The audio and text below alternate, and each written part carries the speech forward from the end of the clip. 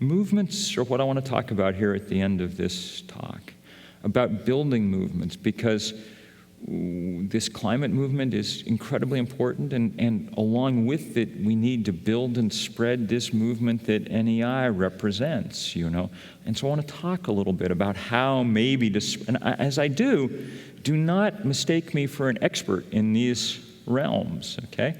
I'm not. Being an activist was not what I had planned to do with my life.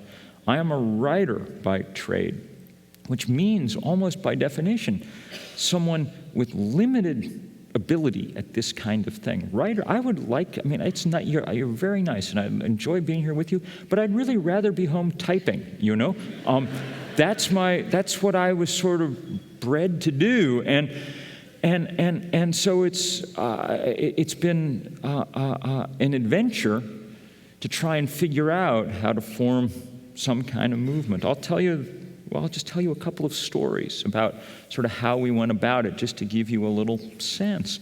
I'd come back from Bangladesh, where Bangladesh was in the grips of its first big outbreak of dengue fever, which is a bad mosquito-borne disease that's spreading like wildfire around Asia and South America, because mosquitoes really like the warm, wet world that we're building on their behalf. I mean, if you were looking at our planet through a telescope trying to figure out why we were changing the atmosphere, a reasonable guess would be that we had embarked on a planet-scale mosquito ranching enterprise, and this was the most efficient way in which to do it. There were a lot of people dying in Bangladesh from this dengue.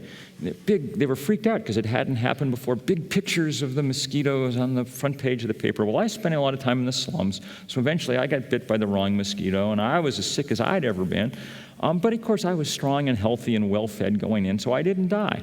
But I do remember being at the clinic, as many beds as there are, it's as big as this room, and just people lying there shivering. And my main thought as I watched them was, how unfair is this, It's 150 million people or so in Bangladesh, so half our population.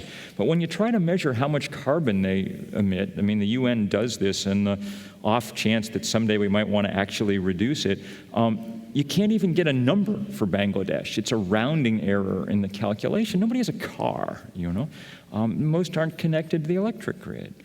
It was a reminder that this is not only a huge practical dilemma, but an enormous moral one too. I'm a Methodist Sunday school teacher, so every once in a while I think about those sort of things. And when I got home, it just seemed like writing and talking about it wasn't enough. But what to do? I had no idea. I live up in the woods in Vermont, so I called a couple of my other writer friends on the phone and said, here's what we're going to do. We're going to go up to Burlington, which is our main city. It's only about 50,000 people, so it's not really that main, but it's what we've got, And we're going to sit in on the steps of the federal building, and we'll get arrested, and there'll be a little story in the paper. It'll be, we will have done something. And these other writers were as clueless as, that's a good plan. Let's do that, Happily, one of them called up the police in Burlington. What will happen should we carry out this intrepid stunt, And the police said, nothing will happen. Stay there as long as you want, And so I was, like, damn. So I sent out an email. We're change of plans. We're going to go for a walk. And we left a couple of weeks later from Robert Frost's old summer riding cabin up in the Green Mountains. He's kind of our patron saint, And we walked for 5 days and slept in farm fields, and the Methodists en route had all arranged potluck suppers. The kind of Methodist sacrament, was there for us to partake. And we finally get to Burlington, and there's 1,000 people walking. Now, most of you guys are from sophisticated metropolises, but in Vermont, 1,000 people in one place, with the exception of UVM hockey games, that's as many as you get, And all our politicians who are all running, this was '06, so they're all running for Congress and Senate. They all come down to meet with us, and they all sign up to be strong. Even the woman who had the Republican ticket, who almost won our congressional seat, she had said 2 months before, I'm not sure global warming is real. More research needs to be done. Which in passing at the moment would would be a remarkably progressive position in the Republican Party. But,